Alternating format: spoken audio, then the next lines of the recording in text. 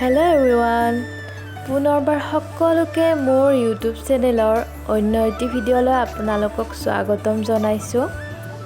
আজি মই আপোনালোকক বনাই দেখুৱাম ক্ৰচি কটা আৰু ঊণ সূতাৰে এটা মৰম লগা চৰাই। ভিডিঅ'টো সম্পূৰ্ণকৈ চাই থাকিব। বলক এতিয়া ভিডিঅ'টো আৰম্ভ কৰোঁ।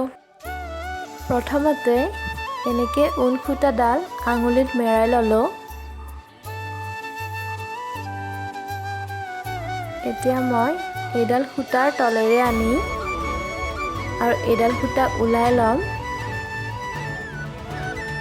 তাৰপিছত ওপৰত এইডাল সূতা এনেকৈ পকাই লৈ এনেকৈ টানি এটা গাঁঠি লগাই ল'ম। আৰু এইটো কোৱা হয় মেজিক ৰিং। এতিয়া তিনিটা চেইন বনাই ল'ম ইয়াত।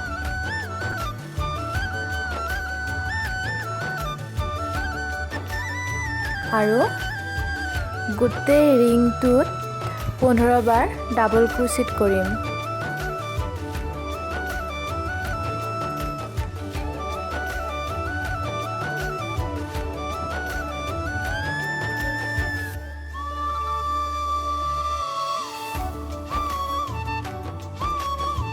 এনেকৈ প্ৰথম দুবাৰ, আকৌ এই দুবাৰ।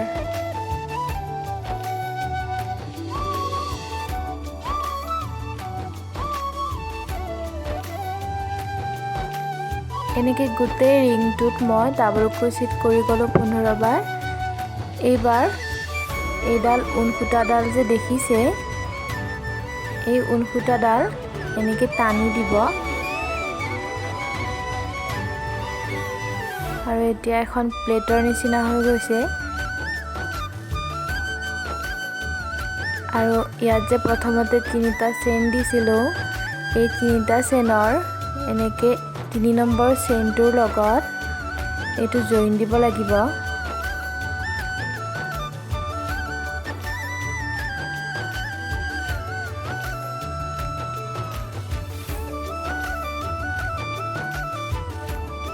আৰু এনেকুৱাকৈ আমাক দুখন প্লেট লাগিব। এখন মই আগতে গুঠি থৈছোঁ। এইবাৰ দুয়োখন প্লেট একেলগে লৈ জইন দিব লাগিব। তাৰ বাবে এইখন প্লেটত এটা চেইন লগাই ল'ব লাগিব। এনেকৈ এটা চেইন লগাই ল'লোঁ। এতিয়া সেইটো চেইনৰ কাষত যোনটো চেইন আছে, সেইটো চেইনত এনেকৈ ক্ৰচি কটাডাল সোমাই নেক্সট সেইখন প্লেটৰ এনেকৈ চেইনত ক্ৰচি কটাডাল সোমাই লৈ ছিংগল ক্ৰচেট কৰিব লাগিব।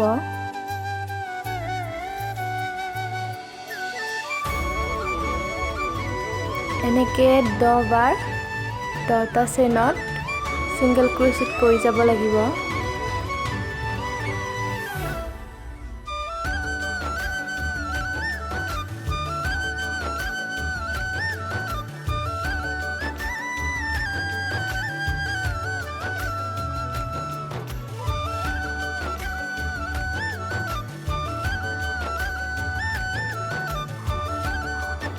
এনেকৈ 10 বাৰ ছিংগল ক্ৰোচেট কৰাৰ পিছত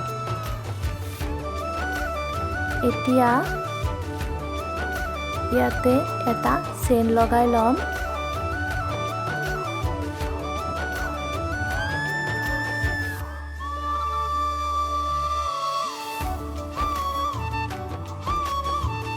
এতিয়া এইখন প্লেটত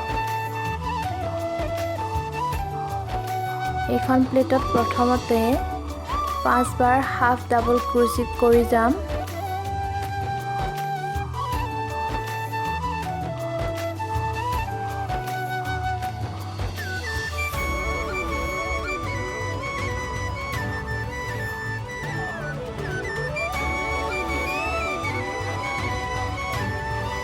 এনেকৈ এইখন প্লেটে থোৱাৰ পিছত এইটো সাইডেও ঠিক একে ধৰণে 5 বাৰ হাফ ডাবল ক্ৰোচেট কৰি যাম।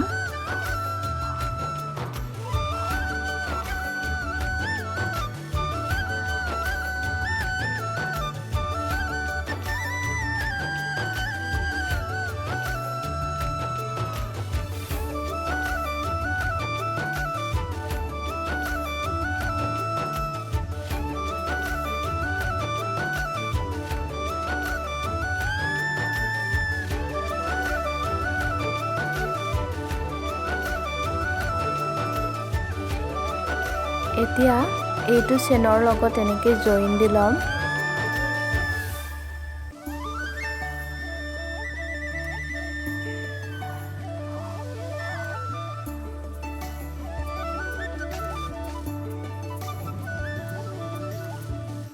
জইন দি লোৱাৰ পিছত এইবাৰ ইয়াত 3টা চেইন বনাম।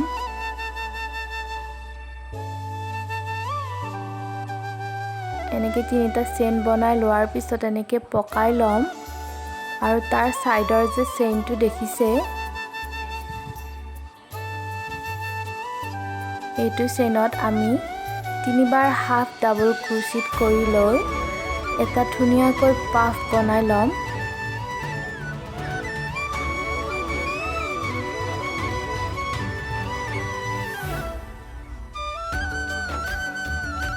এনেকৈ 3 বাৰ হাফ ডাবল ক্ৰোচেট কৰি লৈ এইবাৰ এডাল সূতা এনেকৈ পকাই লৈ এইকেইডাল সূতাৰ মাজেৰে এনেকৈ টানি দিব লাগিব।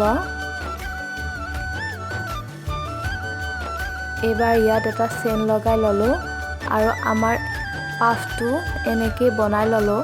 এইবাৰ এটা সাইডত আমি টোটেল 9টাকৈ পাফ বনাই ল'ম। এনেকৈ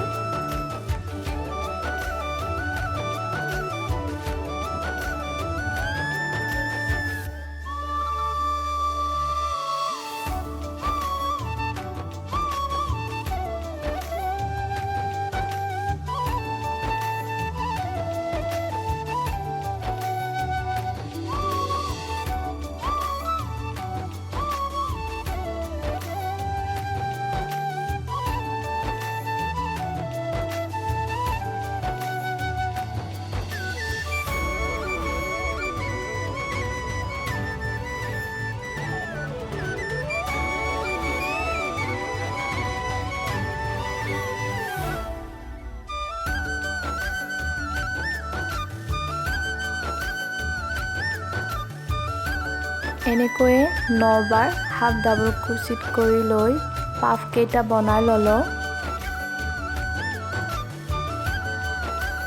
এইবাৰ এইটো পাফৰ সাইডৰ যোনটো চেইন আছে সেইটো চেইনত এইটো চেইনৰ পৰা 3 বাৰ হাফ ডাবল ক্ৰোচেট ল'ম।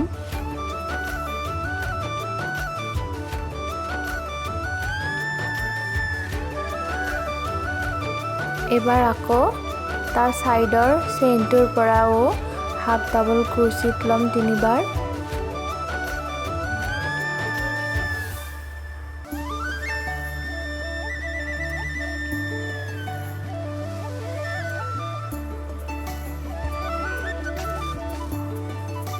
আৰু এনেকৈয়ে 2টা চেইনৰ পৰা 6ডাল হাফ ডাবল ক্ৰোচেট লৈ এনেকৈ একেবাৰে টানি ল'ম।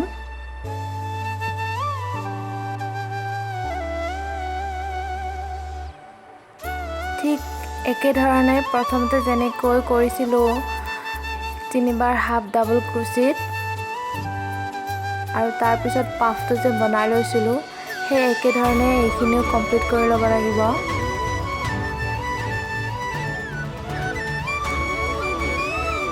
আৰু এতিয়া ইয়াৰ 3 নম্বৰ চেইনটোৰ লগত জইন দি ল'ম।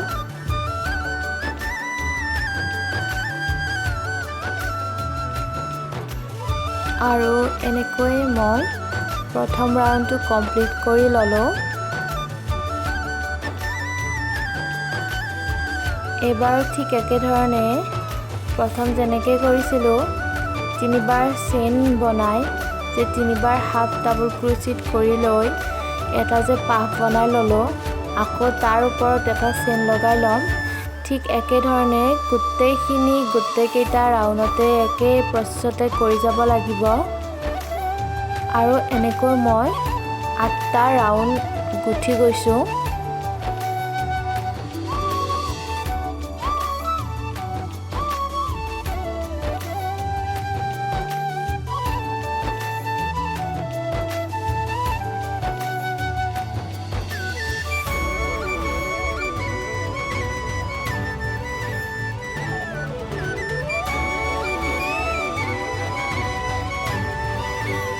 আৰু এনেকৈ 8টা ৰাউণ্ড কমপ্লিট হৈ গৈছে এইবাৰ মই ইয়াৰ ভিতৰত এনেকৈ কটন সোমাই দিম কাৰণ কটন সোমাই নিদিলে চৰাইটো চেপেটা হৈ যাব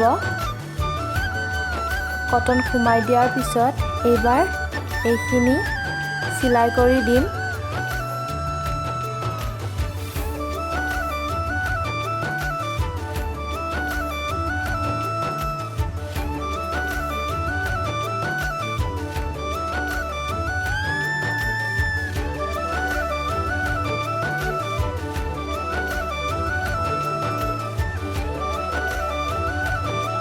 এইবাৰ মই বনাম চৰাইটোৰ পিছাখন 3টা যে পাফ দেখিছে ইয়াৰ প্ৰথম পাফটোত প্ৰথমতে সূতাডাল জইন লগাই লম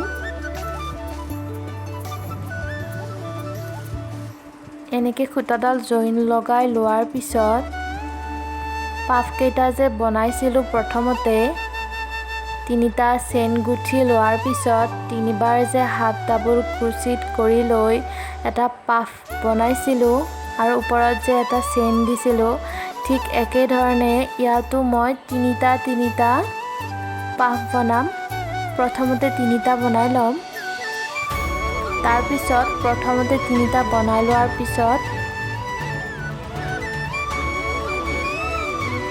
এইবাৰ মই বনাম 5টা পাফ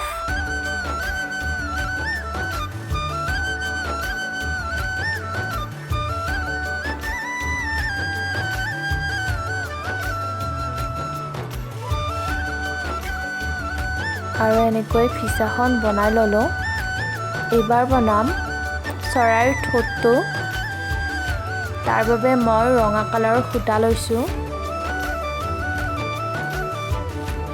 আৰু ঠোঁটটো বনাওঁতে মই দুবাৰ হাফ ডাবল ক্ৰোচেট কৰি লৈ এবাৰ সিঙ্গেল ক্ৰোচেট কৰি সূতাডাল কাট কৰি লৈ গাঁঠি লগাই দিলো আৰু এনেকৈ চৰাইৰ ঠোঁটটো বনাই মই ৰেডি কৰিলো এইবাৰ মই বনাম চৰাইৰ মূৰত যে থাকে ফুলটো তাৰ বাবে প্ৰথমতে মই ইয়াত সূতাডাল জইন লগাই লম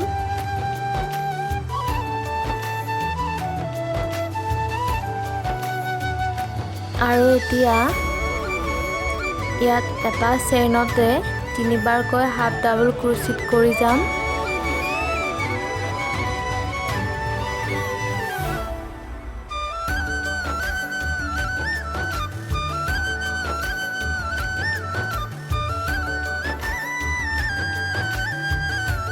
আৰু এনেকৈ 3টা ফুল বনাই লম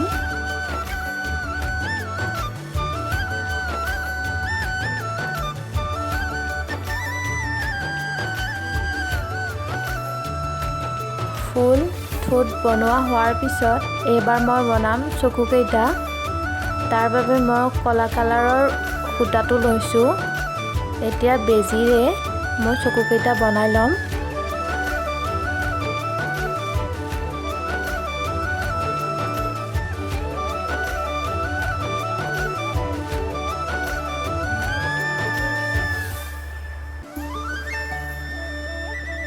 আৰু এনেকৈ মই ইমান সহজতে চৰাইটো বনাই আপোনালোকক দেখালো